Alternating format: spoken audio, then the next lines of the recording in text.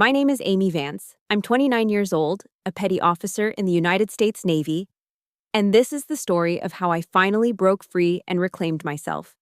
The moment I was awarded the Commendation Medal, my father, Senator Sterling Vance, uttered the words that shattered my world. In front of his political colleagues, he said, "You are a political stain. I wish you had never been born." What they didn't expect was my answer, a response forged in military discipline, not despair, that silenced the entire room and changed my life forever. If you have ever been made to feel like a disappointment by the very people whose validation you craved most, then listen closely. This story is for you. Let me know where you're listening from, and hit like if you believe that honor is something we earn, not something we're given. The weight of the pearl brooch my mother pinned to my collar felt heavier than any body armor I would later wear. It was a cold, hard pressure against my 17-year-old throat. "Remember, Amy," she murmured, her reflection in the mirror as flawlessly composed as her voice. "Tonight, you are not my daughter. You are a political asset. Do not disappoint me." Disappointment was the family business, and I was its most consistent product. Outside, the manicured gardens of our estate in McLean, Virginia, were alive with the smooth, easy notes of a live jazz trio. The air smelled of magnolias and expensive perfume. This was a fundraiser for the Vance Foundation for Underprivileged Children, my mother's pet project, a masterpiece of public relations that did little for children and everything for my father's image. I stood beside him, a smiling doll in a dress that cost more than a month's rent for most people. The dull ache of a fresh bruise on my back, hidden beneath the silk, was a throbbing reminder of last night's discussion about my grades. "This is my pride and joy," Senator Sterling Vance boomed, his arm draping over my shoulder as he spoke to a major donor. "She'll be following the family into public service." His grip tightened, the pressure of his fingers a clear, silent warning. "Perform well." I smiled, the expression feeling like a mask hardening on my face. A few days later, the performance ended, and for a brief, beautiful moment, I thought I could finally be myself. An envelope arrived. Not just any envelope, it was thick, cream-colored, with the embossed seal of the Juilliard School. Inside was a letter offering me a full music scholarship, my dream. The one I'd nurtured in secret, practicing my violin for hours in the soundproofed basement, the only room in that house where I felt I could breathe. My hands were trembling as I walked into my father's library. It was his sanctuary, a fortress of dark mahogany and the scent of old leather and power. He was reading the Wall Street Journal, a glass of bourbon at his elbow. He didn't look up when I entered. "Father," I said, my voice barely a whisper, "I have something to show you." He lowered the paper, his eyes scanning me with the same detached assessment he gave his political opponents. I held out the letter. He took it, his movements unhurried. He read the first line, and then a smile, a cold, sharp thing far more terrifying than any shout, spread across his face. "Juilliard?" He let out a short, derisive laugh. "To be what? A fiddler in an orchestra? An entertainer for the rich?" He held the letter between his thumb and forefinger. Then, with a slow, deliberate cruelty that was meant to be witnessed, he began to tear it. The sound was quiet, a dry, rasping noise that echoed the tearing of my own heart. He didn't rip it in half. He tore it into small, precise pieces, letting them flutter down onto the Persian rug like dead leaves. "You will apply to Georgetown Law," he said, his voice flat, absolute. "That is not a suggestion. It is an order." He stood, straightened his tie, and walked out of the library, leaving me standing in the ruins of my future. I just stared at the confetti of my soul scattered at my feet. I didn't cry. Tears were a weakness he had long since beaten out of me. That's when my mother, Eleonora, appeared in the doorway. She wasn't there to comfort me. She was there to clean up. She knelt gracefully, her movements fluid and practiced, and began gathering the scraps of paper. "Your father is only thinking of your future, dear," she said, her voice as light and airy as the music from the party. "A lawyer can marry a judge, a senator even. Who does a violinist marry?" I looked at her, at this woman who gave me life only to help my father cage it. Her quiet complicity was the true architecture of my prison. The silence, the excuses, the pretense, they were the bars. A whisper escaped my lips, laced with a bitterness I didn't know I possessed. I'd rather marry no one than live a lie like you. The sound of the slap was sharp and absolute in the silent room. It snapped my head to the side, my cheeks stinging with a heat that was both familiar and, for the first time, final. She didn't say another word. She simply finished collecting the last piece of my dream and left me alone. That night, sleep was impossible. The sting on my cheek had faded, but a new fire was burning inside me. I sat in the dark, the blue glow of my laptop screen illuminating my face. I typed escape into the search bar, then deleted it. I typed purpose. Honor. My search led me to documentaries about the U.S. Navy. I watched hours of footage. I saw young women, their faces set with determination, standing on the decks of massive warships as they cut through the ocean. They weren't anyone's political asset. They didn't belong to a father or a husband. They belonged to something bigger than themselves, a code, a country, a commitment. Their eyes were unflinching, unafraid. In my father's library, among the countless books on law and politics, there was one biography I'd read over and over: Abraham Lincoln. I thought of his story, his rise from a log cabin, his relentless will forged in hardship. A quote from him that I had memorized echoed in my mind. Most folks are as happy as they make up their minds to be. Staring at the images of those sailors, I made up my mind. I saw discipline that built you up instead of tearing you down. I saw a brotherhood, a sisterhood, built on earned trust, not inherited names. This was a world where honor was a verb, an action you took every day. It was no longer just an idea. It had become a plan, a way out. And as I sat there, the first hints of dawn striping the sky outside my gilded cage, a single question burned in my mind, a question that would propel me into a new life. Was there anywhere in this world where my worth wasn't a commodity to be traded? The plan born in the dead of night became my sole focus. The day after my 18th birthday, I withdrew a few $100s from my savings account, walked to the nearest Greyhound station, and bought a one-way ticket to Norfolk. The bus ride felt like a journey across an ocean. With every mile that separated me from McLean, the weight on my shoulders seemed to lighten. The recruiting office was exactly as I'd imagined, old, smelling faintly of stale coffee and pine sol, with motivational posters curling at the edges on the wood-paneled walls. The recruiting sergeant was a weathered, no-nonsense man with a thick neck and kind eyes.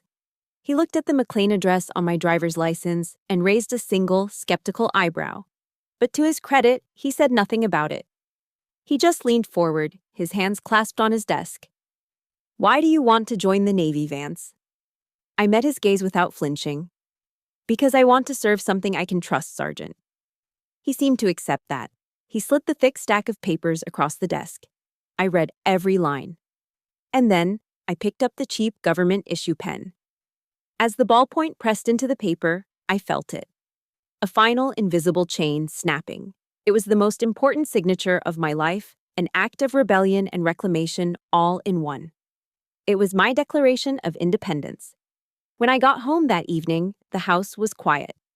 Dinner was already on the table, perfectly seared filet mignon, asparagus with hollandaise sauce, a scene of domestic tranquility. I walked to the dining table, my father at its head, my mother at its foot, and said nothing. I simply placed the folded, government-sealed contract on the polished mahogany surface, right next to his plate. The silence that followed was heavy, suffocating. Sterling put down his fork. He picked up the papers. As his eyes scanned the official United States Navy letterhead, his face, usually a carefully controlled mask of political calm, contorted. It was a slow, terrifying transformation from disbelief to pure, unadulterated rage. My mother was the first to break. She let out a shriek, a sound of genuine horror, as if she'd just witnessed a murder. "Are you insane, Amy?" she wailed, rising from her chair. "You're throwing your future away. You're destroying this family." My father remained silent. He just stood up, his face as cold and hard as granite, and jerked his head toward the library. It was a command I knew all too well. My mother rushed to me, grabbing my arm, her nails digging into my skin. "Go apologize to him. Amy, please, tell him you'll take it back." I gently pried her fingers off my arm. "It's too late for that, Mother." The library doors closed behind us with a heavy final thud. This time, he didn't reach for his belt. This time, he used his hands. He wanted to feel me break. He wanted the satisfaction of my submission. He grabbed my arm and threw me against a bookshelf. Books tumbled to the floor. He struck me across the face, the force of the blow sending a shockwave through my skull. But something inside me had changed. As he hit me, I looked at him. I saw not a father, but a tyrant losing his grip. I didn't cry. I didn't beg. I endured. With every blow that landed, a single verse echoed in the chambers of my heart. It was a line my grandmother, the only person who had ever shown me unconditional love, used to read to me from her worn-out Bible. "The Lord is my light and my salvation. Whom shall I fear? Whom shall I fear?" He hit me again. The words pulsed inside me. "Whom shall I fear?" Finally, his rage spent, he stumbled back, breathing heavily, his knuckles red. He looked exhausted, defeated. I used a nearby chair to pull myself up, my body screaming in protest. My lip was split, and I could taste the metallic tang of blood. I wiped my mouth with the back of my hand, leaving a crimson smear. And I spoke, my voice clear and steady, cutting through his heavy breathing. "This contract," I said, meeting his stunned gaze, "is the property of the federal government. If you attempt to interfere with it, you will be committing a felony. And I took a shaky breath, the fire in me burning away the pain. "I will be the first witness against you." He froze. Sterling Vance, the master legislator, the man who bent laws and systems to his will, was suddenly trapped by them. For the first time in his life, his immense power was utterly neutralized. He could call generals. He could call cabinet secretaries. But he could not make this document disappear without creating a political firestorm that would incinerate his career. The irony was devastating. My father, a powerful member of the Senate Armed Services Committee who gave fiery speeches about strengthening our military, was brought to his knees by the enlistment contract of his own daughter. I had used his system to defeat him. I looked into the eyes of the bully, now rendered impotent, a king without a kingdom. There was no more fear. There was only a vast empty space where it used to be. "Goodbye, Father," I said, the words feeling clean and final. "I'm going to serve my country." And then I turned my back on him. I walked out of that library, out of that house, leaving him standing there, a silent statue amid his expensive leather-bound law books. I didn't look back. I was finally, truly, free. I walked away from my father's house a free woman. I stepped off the bus at Recruit Training Command, Great Lakes, Illinois, and became a nameless number. The January wind whipping off Lake Michigan was a physical assault. 1,000 tiny needles piercing my skin. It was the first of many shocks to the system. My long hair, once a point of pride for my mother, was sheared off in a matter of seconds, falling to the floor in a sad, lifeless heap. My designer clothes were replaced with a stiff, standard-issue uniform. Along with 100 other recruits, I was screamed at, broken down, stripped of every shred of individuality until we were nothing but a single, synchronized machine. For many of the girls crying silently in their bunks at night, this place was hell. For me, this structured chaos was a strange kind of sanctuary. Here, the screaming had a purpose. The rules were clear. And for the first time in my life, everyone was treated exactly the same. It didn't matter if you were a senator's daughter from Virginia or a farmer's daughter from Iowa. Your name didn't matter. Your past didn't matter. All that mattered was what you could do. Right here, right now. The weeks of boot camp blurred into an endless cycle of exertion and exhaustion. Push-ups in freezing mud until my arms trembled uncontrollably. Long runs in the pre-dawn darkness as snow spit from a gray sky. Learning to field strip and reassemble my rifle blindfolded until my fingers were raw and the scent of gun oil was permanently etched into my skin. I grew thin and hard, my body a collection of new bruises. But these bruises were different. They were not badges of shame. They were receipts for effort, proof that I was earning my place. During one particularly brutal obstacle course, the Weaver, they called it, my grip slipped on an icy log. I fell hard, the impact knocking the wind out of me. Lying there in the slush, every muscle screaming, I thought, I can't do this. The thought was a traitorous whisper. But then, a voice cut through the haze of pain. Pain is temporary, Vance. Quitting lasts forever. It was Master Chief Petty Officer Marcus Thorne, a tall, imposing African-American man with eyes that seemed to see right through you. He was our lead instructor, a man who spoke in absolutes and radiated an authority that had nothing to do with wealth or politics. It was earned. His drill instructors often quoted the legendary football coach Vince Lombardi, "Fatigue makes cowards of us all." Master Chief Thorne embodied the opposite of that. He was courage personified. His words hit me harder than the fall. I gritted my teeth, found my feet, and hauled myself back onto the obstacle. I finished the course. Master Chief Thorne started to watch me. I could feel his gaze during drills, not with judgment, but with a quiet, intense observation. He wasn't looking at a debutante playing soldier. He was looking for something deeper. He found it during a shipboard firefighting simulation. It was a chaotic, smoke-filled hell designed to induce panic. While others flailed, I found a strange calm. I remembered the procedures, my voice cutting through the noise, guiding my small team through the dark, smoke-choked compartments to safety.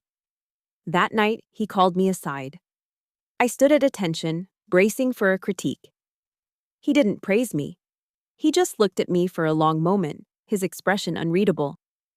"You've got leadership potential, Vance," he said, his voice a low baritone. "Don't waste it." That was it. 10 words, delivered with no emotion, no ceremony. But to me, they were more valuable than any trophy, more affirming than any hollow compliment I had ever received. For the first time, someone saw not what I was supposed to be, but what I could be. They saw me. It was in that crucible, that shared experience of being broken down and rebuilt, that I found them. My first real friends. Isabella Izzy Flores, a tough, wisecracking girl from the Bronx who could find humor in a 10-mile run. And David Chen, a quiet computer genius from California whose calm demeanor hid a razor-sharp mind. He was the one who helped me memorize the 100-plus pages of Navy regulations. One evening, during our designated personal time, I was sitting alone in a corner of the barracks, cleaning my rifle, trying to scrub away the memories that clung to me like the winter damp. Izzy and David came over and sat on the floor beside me. They didn't ask what was wrong. They didn't pry. Izzy just broke her contraband Hershey bar in half and handed me a piece. David, trying to help, launched into the world's worst dad joke about a sailor walking into a bar. It was terrible. I couldn't help but let out a small laugh. In that simple moment, with the smell of chocolate and the echo of a bad joke hanging in the air, I felt a profound shift. I wasn't alone anymore. I was part of something. A team. A family that was being forged, not by blood, but by fire. You know, there are moments that redefine us.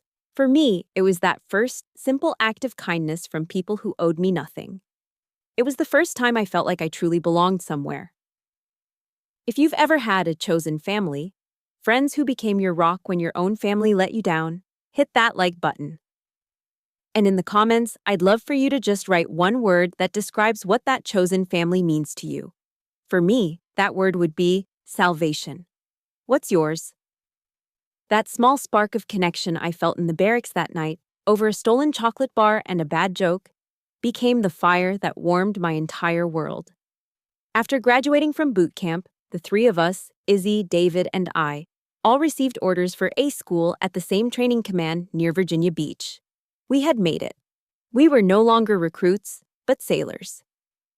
As our first Thanksgiving away from home approached, a familiar sense of dread began to creep in.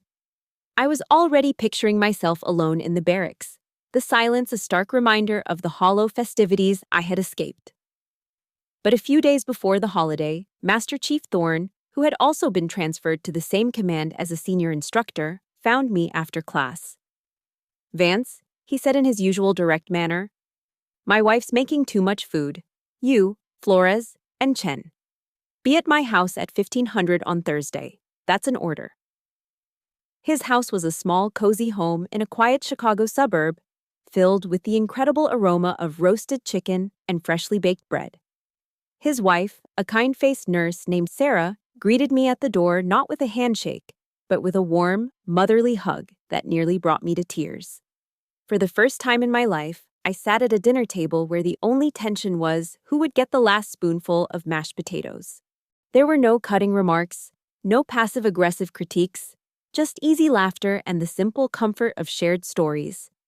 They asked about our hometowns. Izzy talked about the Bronx, David about the quiet streets of suburban Sacramento. When they turned to me, I hesitated. "And you, Amy? What's your family like?" Sarah asked gently. I looked around the table, at Master Chief Thorne carving the chicken, at his wife smiling, at Izzy and David arguing playfully over who got the last dinner roll. A feeling of profound certainty washed over me. "My family," I said, my voice thick with emotion, "is right here." Master Chief Thorne stopped carving, looked at me, and gave a slow, knowing nod. In his eyes, I saw an understanding that went beyond words. I was home. That trust, that sense of safety, allowed me to open up in ways I never thought possible. A few weeks later, Izzy found me sitting on my bunk, staring at an old, faded photograph I kept tucked in my wallet. It was a picture of a much younger me, maybe 6 or 7, a tiny violin tucked under my chin, a look of pure joy on my face. "You play?" Izzy asked, sitting beside me. I nodded, the lump forming in my throat. And for the first time, I told someone the whole story. I told her about Juilliard, about the scholarship, about the sound of the paper tearing in my father's hands. I spoke in a quiet, halting voice, half expecting her to say something like, "Oh, you poor thing." But Izzy wasn't the pitying type. She listened intently, her expression hardening. When I finished, she put a firm, steadying hand on my shoulder. "That son of a bitch," she said, her Bronx accent thick with indignation. "He has no idea what he lost, but the Navy does. We got you." Her words weren't sympathy. They were validation. A simple, powerful affirmation that healed a part of me I thought was broken forever. I was excelling in my technical training for signals intelligence, but I was still learning to deprogram a lifetime of fear. One afternoon, during a complex training exercise, I made a small mistake. It wasn't critical, but it caused a minor system glitch. My blood ran cold. My first instinct, drilled into me since childhood, was to hide it, to fix it before anyone noticed. But I was caught. Master Chief Thorne called me into his office. He shut the door, and I braced myself for the verbal lashing, or worse. He just sat behind his desk, his hands folded. "I'm disappointed, Vance," he began, his voice low and serious. I flinched. "Not because you made a mistake. Everyone makes mistakes. I'm disappointed because you didn't report it immediately. What are you afraid of?" I looked down at my hands. "In my house," I mumbled, "making a mistake meant punishment." He let out a long, slow sigh. "This isn't your house. This is the Navy. Out here, hiding a mistake is what gets your shipmates killed. Integrity, Vance, it's everything. Do you understand?" He didn't yell. He didn't punish me. He taught me. He was showing me what a real father does. He builds you up. He doesn't tear you down. While reading one night, I came across a speech by General Douglas MacArthur, who spoke of duty, honor, country. I realized then that what my new family was showing me was a form of that duty, the duty to care for one another. On my birthday, I expected nothing. It had never been a day of real celebration, just another command performance. When I walked back to my room after a long day of classes, the lights were off. I flicked them on. Surprise! Izzy and David were standing there, a single cupcake with a lit candle sitting on my desk. They launched into the most off-key, tone-deaf rendition of Happy Birthday I had ever heard. It was beautiful. Their gift was a small rectangular case. I opened it. Inside, nestled in worn velvet, was a violin. It was old, clearly used, the wood scarred with age. "We found it at a pawn shop," David said sheepishly. "It's not much, but—" I couldn't speak. The tears I had held back for so long finally came. Not the hot, painful tears of my old life, but tears of overwhelming, heartbreaking gratitude. That night, in our cramped barracks room, I lifted the old violin to my shoulder. My fingers, now calloused from training, still remembered the notes. I played a soft, simple melody, the music I thought had been silenced forever. And I played it for them, for my family. Years passed. The quiet, uncertain girl who signed an enlistment contract became a woman. I poured myself into my work, finding a sense of purpose and clarity in the complex world of signals intelligence. The Navy became my life, my home, my true north. I rose through the ranks, earning the respect of my peers and superiors. I was Petty Officer First Class Amy Vance now. I had a name, and it was one I had built for myself. After a grueling 6-month deployment in the Persian Gulf, my team and I intercepted a critical piece of intelligence that thwarted a planned attack on a U.S. carrier strike group. It was the culmination of everything I'd learned, a moment of intense pressure where my training, my instincts, and my team's flawless execution all came together. I never did it for the glory. I did it because it was the mission. So, when my commanding officer informed me I'd been put in for the Navy and Marine Corps Commendation Medal, I was genuinely shocked. It felt unreal. Master Chief Thorne, now a mentor and a constant presence in my life, was the one who presented me with the medal in a small, informal ceremony on base before the official one. As he pinned the ribbon bar on my uniform, he looked me in the eye. "You earned this, Amy," he said, using my first name, something he rarely did. "Don't you ever doubt that." The news of the commendation eventually filtered through the official military channels, and that's when the past came calling. It was an unknown number from a DC area code. I almost didn't answer, but I did. "Amy, darling, it's Mom." The voice was a ghost, syrupy sweet and chillingly familiar. It was Eleonora. My hand tightened on the phone. A memory flashed, unbidden. Her face, cold and impassive, after she had slapped me in the library. "Your father and I heard the news. Oh, we are just so incredibly proud of you," she chirped, the artificial brightness of her tone scraping against my ears like nails on a chalkboard. I was silent, stunned. The word proud felt alien coming from her lips. The only pride they'd ever shown was in the political asset I was supposed to become. "Proud," was all I could manage to say, my voice flat. She steamrolled right over my coldness, a tactic I knew well. "The official ceremony is in Washington, isn't it? That's just wonderful. Your father is already arranging a special family dinner to celebrate. A real hero in the family. He can't wait to see you." A cold knot of dread formed in my stomach. I wasn't a fool. I knew what this was. My father was gearing up for his re-election campaign.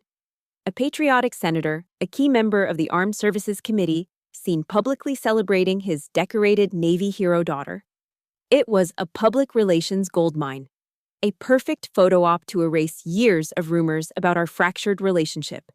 It was a move on a chessboard, and I was, once again, the pawn. I knew all of this. My mind, trained to see patterns and analyze threats, saw the trap as clearly as a flashing red light on a console. And yet, a tiny, treacherous part of me, the ghost of the little girl who just wanted her father's approval, whispered, "But what if it's different this time? What if he really is proud?" It was a stupid, dangerous hope, a weed I thought I had long since ripped out. But there it was, stubbornly pushing its way through the cracks in my carefully constructed defenses. I felt like I was betraying myself just by considering it. In my bunk that night, I found myself reading a book I kept with me, Viktor Frankl's Man's Search for Meaning. A line I had underlined seemed to mock me from the page. When we are no longer able to change a situation, we are challenged to change ourselves. I had changed myself. Was I really going to let them drag me back into a situation I couldn't change? The next day, I told Izzy and David about the call. We were sitting in a small coffee shop off base, the smell of roasted beans a welcome comfort. Izzy, never one to mince words, snorted into her latte. "Don't be a sucker, Amy," she said bluntly. "It's a trap. He doesn't care about the medal. He cares about the votes that medal can get him." David, ever the cautious one, looked at me with concern. "Are you sure you're ready for that, to see them again?" Their words were like a splash of cold water, grounding me in reality. But it was Master Chief Thorne's counsel that truly centered me. I found him in his office, and after explaining the situation, I asked him what he thought I should do. He didn't give me an answer. He never did. Instead, he leaned back in his chair and looked at me, his gaze steady and unwavering. "The decision is yours, Petty Officer Vance. You're a grown woman. But I want you to remember who you are." He leaned forward, his voice dropping to a quiet, powerful intensity. "You are a petty officer first class in the United States Navy. You have served your country with distinction. You have earned the respect of your peers. You built that. You did. Don't ever let anyone, I don't care if it's a stranger on the street or a United States senator, take that honor away from you." His words fortified me. He was right. The name on my uniform, Vance, might have been given to me. But the rank, the medals, the person I had become, that was all mine. I had forged it in fire. And I would not let the shadows of the past extinguish that flame. I made my decision. I would go, not for them, but for me. I would face them, not as their daughter, but as myself. And this time, I would not be the one who broke. I walked into the private dining room at the Capitol Grill in D.C., feeling like a soldier entering a minefield. The air was thick with the scent of expensive steak and political ambition. I wore my service dress blue uniform, the dark fabric a shield, the ribbons on my chest a testament to a life they didn't know. My reflection in the polished wood panels was of a stranger, composed, disciplined, and ready. Sterling and Eleonora were already there, holding court with two other senators and their wives. They looked like the perfect American power couple. My father saw me, and his face lit up with a brilliant, false smile. He strode over and enveloped me in a stiff, theatrical hug. "Perform well," he whispered into my ear, his breath smelling of bourbon. For the next hour, I was the star of his one-man show. He regaled the table with a beautifully crafted fiction of our family life, a story of his unwavering support for my patriotic calling. He spoke of his pride, his voice booming with sincerity. I sat there, a silent, smiling prop in his production, my posture perfect, my expression neutral. I was an ocean of calm on the surface, but a storm was raging underneath. I could feel the tectonic plates of my life shifting, grinding towards a final, inevitable earthquake. Finally, the other guests departed, leaving a trail of polite goodbyes and empty wine glasses. The moment the door clicked shut, the performance ended. The masks dropped. It was Eleonora who fired the first shot, her voice dripping with thinly veiled disapproval. "You look so thin, Amy, and that tan." Senator Brighton's wife kept asking me why I would let my daughter suffer like this. My father waved a dismissive hand, swirling the last of the red wine in his glass. "That medal is all well and good," he said, his tone condescending, as if speaking to a child who had brought home a gold star sticker. "But it's time to end this little game. You've had your experience. I have a policy aide position waiting for you on my staff. You start Monday." They weren't asking. They were informing me of my future, a future where I would be tucked neatly back into my box, the decorated pawn on his political chessboard. The years of my service, my sacrifice, my entire life. It was just a game. An experience. I took a slow, deliberate breath, the one my instructors had taught me to take before entering a hostile situation. "It wasn't a game, Senator," I said, my voice quiet but firm. "I am a sailor in the United States Navy, and I am proud of my service." The use of his title, not his name, was the spark. His control, so absolute for so long, finally shattered against the wall of my calm defiance. He couldn't command me. He couldn't hit me, not here. So he reached for the only weapon he had left, the one designed to annihilate my very soul. He stood up, raising his wineglass in a mock toast. The light caught the deep red of the liquid, and for a moment, it looked like a glass of blood. He stared directly at me, his eyes filled with a contempt so pure it was breathtaking. And then he said the words I told you in the beginning. The words that had been the unspoken truth of my entire childhood, now finally given a voice. "You are a political stain," he said, his voice low and venomous. "I wish you had never been born." The world stopped. The clatter of the restaurant outside faded to a dull roar. For one single, shattering second, I felt my heart break. It was a physical sensation, a crack spreading through my chest. The little girl inside me, the one who had never stopped hoping, finally died. And then, the sailor took over. The discipline, forged in fire and ice, rose up and took command. My spine straightened. My shoulders went back. I rose from my chair, not as a wounded child, but as an equal. I thought of Rosa Parks, of the immense power in the quiet refusal to be moved. I would not be moved from my honor. I looked my father in the eye. "Senator," I said, and my voice was a revelation. It did not tremble. It was clear, resonant, and utterly devoid of fear. "If my existence is a stain, then as of this moment, you are clean." I turned my head and met the horrified, gaping stare of my mother. "And so are you," I added, my voice cutting the final chord. I reached up and squared the shoulders of my uniform jacket, a small, deliberate gesture of self-respect. Then I executed a perfect about-face and walked. I did not run. I did not stumble. I walked out of that room, my footsteps echoing in the stunned, suffocating silence I left behind. They had built my prison, and with their own words, they had just handed me the key. I walked out of that restaurant and never looked back. That was the moment I chose my own honor over their approval, forever. It was terrifying, and it was the most liberating moment of my life.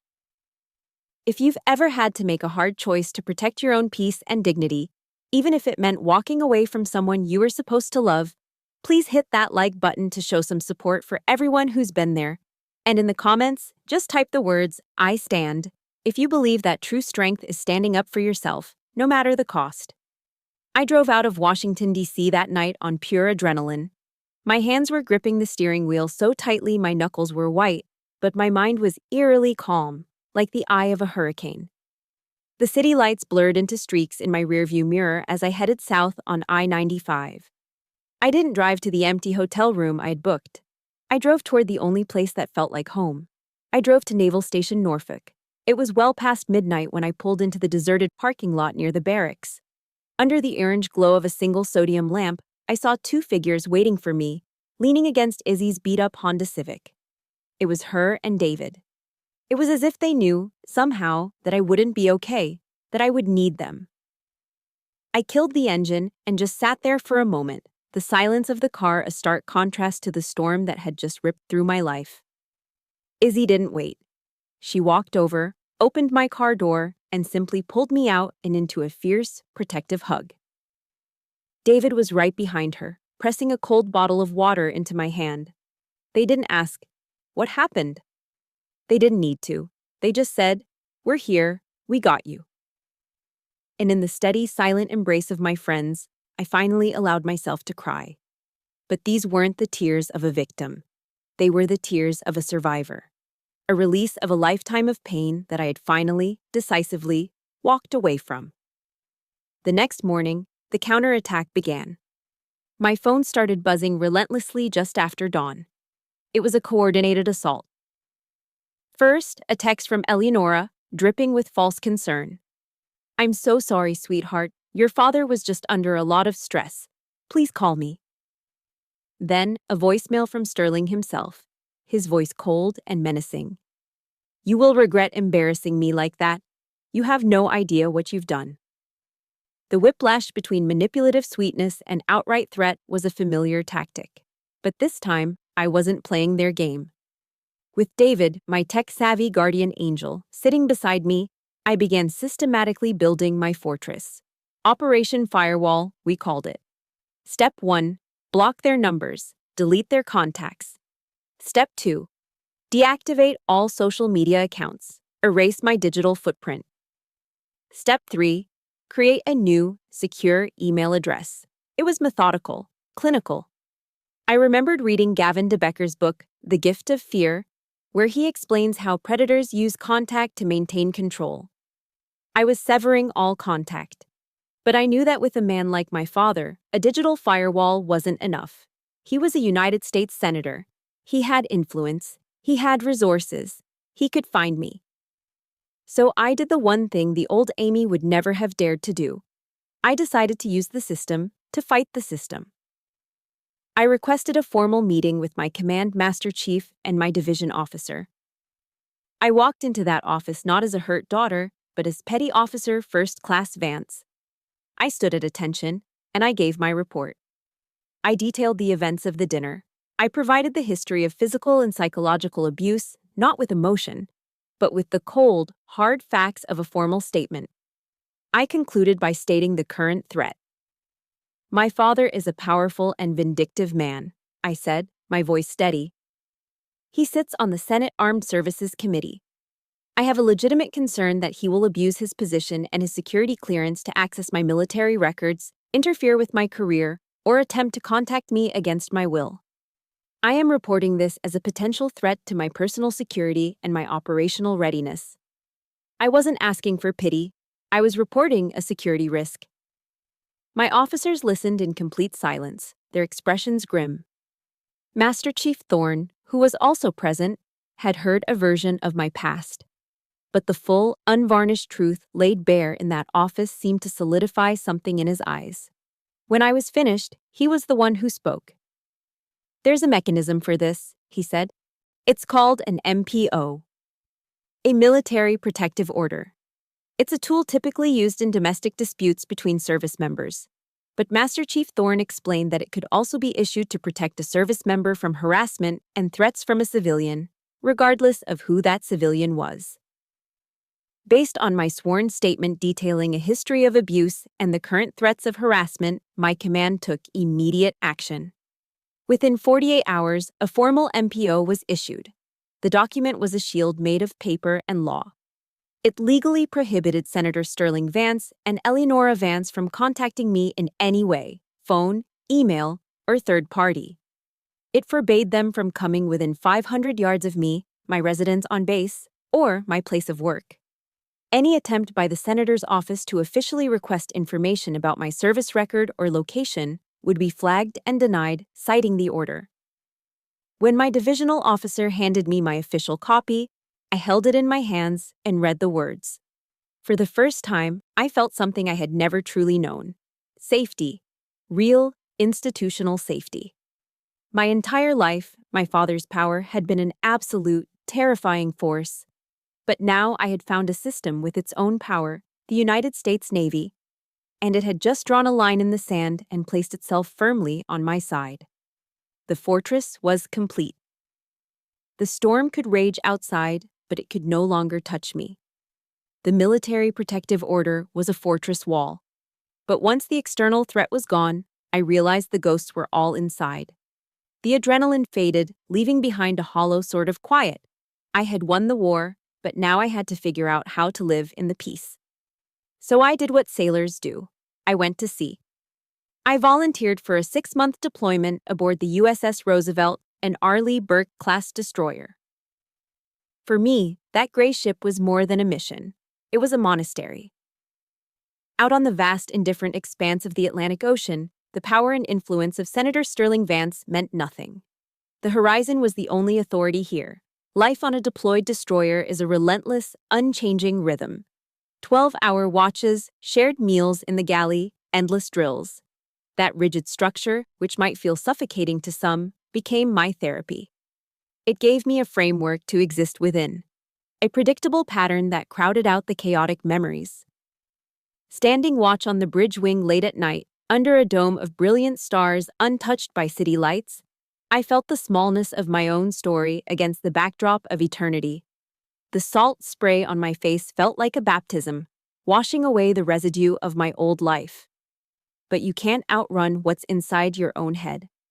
Before I left, Master Chief Thorne had encouraged me to speak with someone from Fleet and Family Services. Even the strongest steel has stress fractures, Amy, he'd said. Doesn't make it weak. Makes it smart to get it checked out.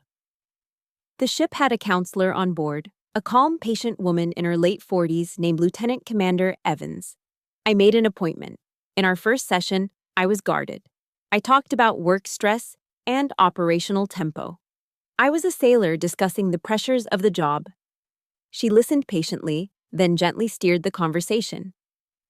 And how did you deal with pressure when you were younger, Petty Officer Vance? The question was so simple, yet it felt like a key turning in a lock I hadn't touched for years. The door creaked open, and for the first time, I talked about the library. I talked about the belt. I described the cold silence that followed the storms of his rage. She listened without judgment. Then she asked another simple question. What do you call that? I hesitated. The words I'd always used circled in my head. He was strict. He had a temper. It was just discipline.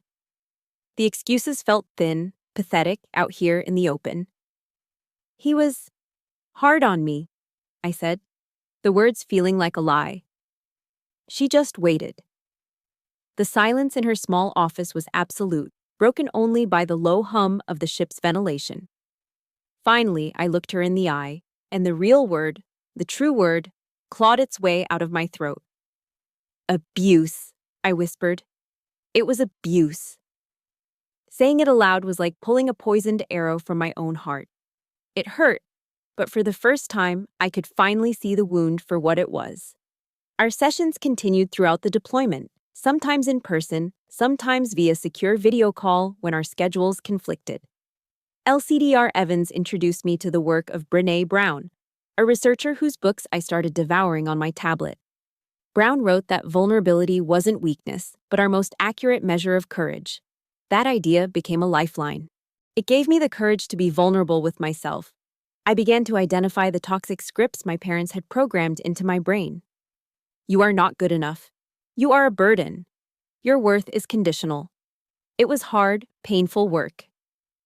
Some days I felt emotionally exhausted, like I'd run a marathon in my own mind. But I wasn't alone. Izzy and David, deployed on different ships in the same strike group, were my constant support. We'd have weekly video calls where we'd complain about our chiefs, share stupid memes, or just watch the same movie together from 1,000 miles apart. Their unwavering friendship was the anchor that kept me steady through the emotional storms.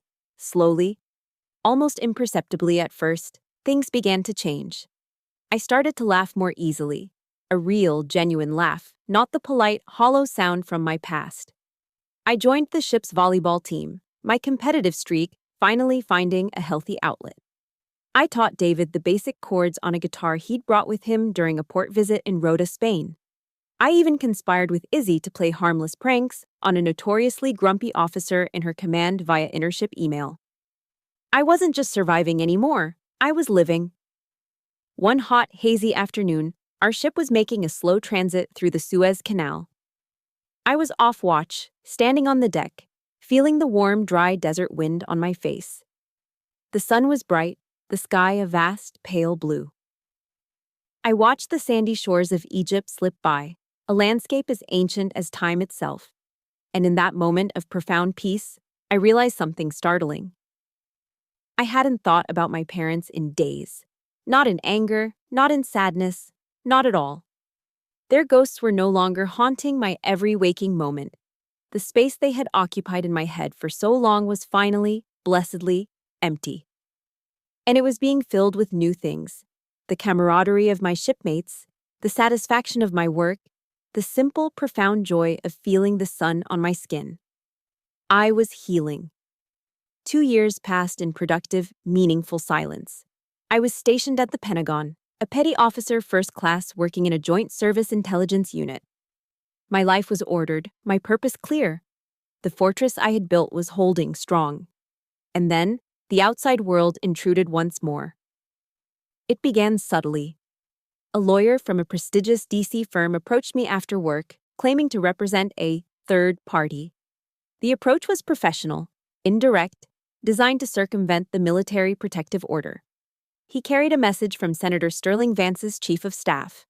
My father had just officially announced his candidacy for President of the United States. The lawyer presented the offer. It was a masterpiece of political maneuvering, framed as a request for familial reconciliation in the national interest. They wanted me, the decorated military hero, to appear at a few key campaign events, a photo op, a symbol of unity. It was his final, most desperate attempt to sanitize his image and neutralize me as a political liability. He was using the flag to hide his sins. In military strategy, there's a core principle. Never fight on the enemy's terrain. Always choose the battlefield. The old Amy would have refused, run, or hidden. The new Amy saw an opportunity. This would be the final engagement, and it would be on my terms. I agreed to the meeting, but only under a strict, non-negotiable set of conditions. 1. The meeting would take place at the grounds, the coffee shop inside the National Museum of the Marine Corps in Triangle, Virginia. It was a place of honor, of sacrifice. It was my turf. 2. I would be in uniform. 3. It would be just the two of us. No lawyers, no aides, no Eleonora. Desperate for the image he needed, he agreed to all of it. I arrived early and chose a table with a clear view of the entrance, the soaring glass atrium of the museum visible behind me. I sat with my back perfectly straight, my hands resting calmly on the table.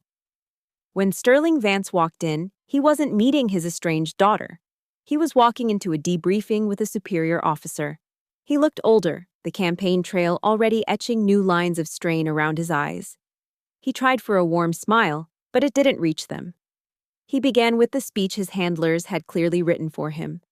It was a beautiful monologue about regret, the pressures of public life, and the importance of family as the bedrock of America. He spoke of his love for this country, and by extension, his love for me, its loyal servant. I let him finish. I took a slow sip of my black coffee and placed the cup back on the saucer with a quiet click that seemed to echo in the space between us. I didn't come here to listen to a campaign speech about America, I said, my voice low and even, devoid of any emotion. And I don't need your apology. It's worthless to me. He looked taken aback, his prepared script now useless.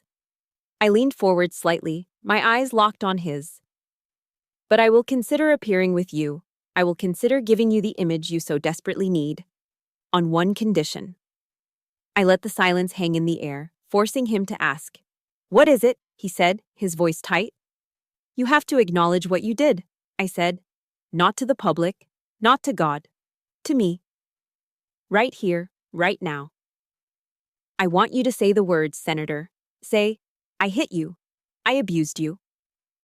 The air in the cafe seemed to crystallize. The casual chatter from other tables faded into a distant hum. Sterling Vance, the silver-tongued orator who could hold a stadium of thousands captive with his voice, was rendered utterly speechless. The blood drained from his face. To say those words, even in this quiet cafe, would be to admit the truth of who he was. It would shatter the pristine marble edifice of the man he had constructed for the world, for himself. His identity was built on a lie, and I was asking him to take a sledgehammer to its foundation. He stammered. Amy, I was a father. It was a different time. I was strict. He tried to reframe it, to soften it, to negotiate with the truth. But I offered him nothing. I didn't argue. I didn't accuse. I just sat there, my gaze unwavering, my silence a weapon more powerful than any speech he had ever given. My silence was the truth, and it was demanding to be acknowledged. He faltered, his eyes darting around the room as if looking for an escape route. He looked at my uniform, at the ribbons on my chest, at the woman I had become in spite of him. And in his eyes I saw it all. The panic, the shame, and finally, the pathetic flicker of a coward. He couldn't do it.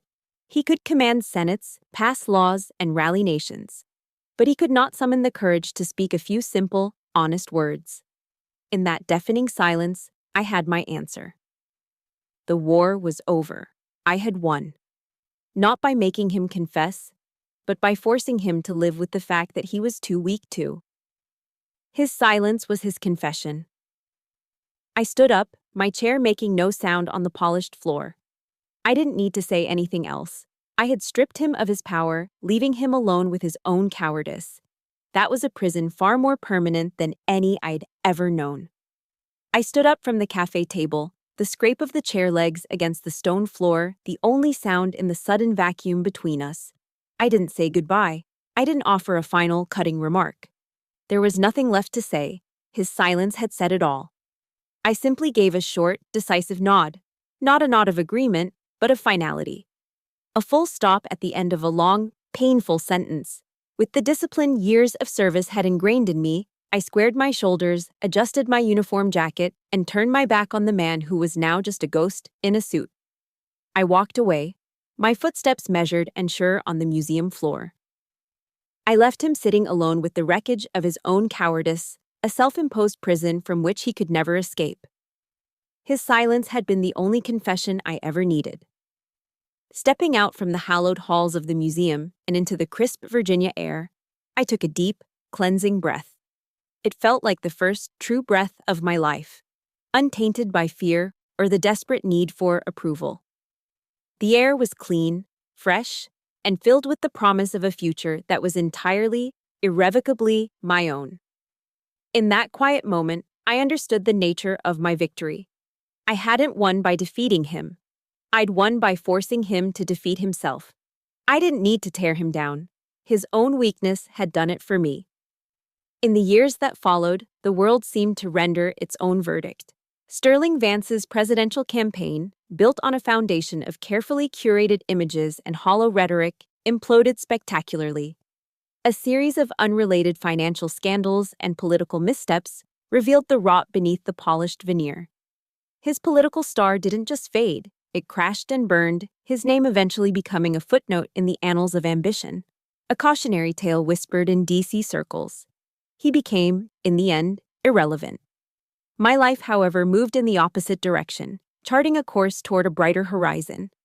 I didn't just survive, I thrived. With the ghosts of the past finally laid to rest, I poured all my energy, my discipline, and my newfound peace into my sailors and my service. I made Chief Petty Officer, a milestone that brought tears to my eyes, then Senior Chief. And eventually, after years of dedicated leadership and unwavering commitment, I was selected for the Command Master Chief program, the highest and most respected enlisted rank in the United States Navy. I had become the leader, the mentor, the unwavering presence that Marcus Thorne had first seen in me all those years ago in the Illinois snow. My reputation preceded me. Master Chief Vance. Strict, but fair. Unflappable in a crisis. And fiercely, almost terrifyingly, protective of her people.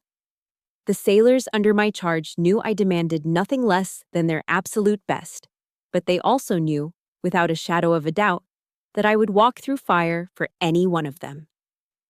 My legacy wasn't going to be a law passed in the Senate or a name engraved on a university building. My legacy was living and breathing in the young sailors I mentored, the leaders I helped shape, the men and women to whom I taught the true meaning of honor, the kind that is forged in your actions, not gifted by your bloodline.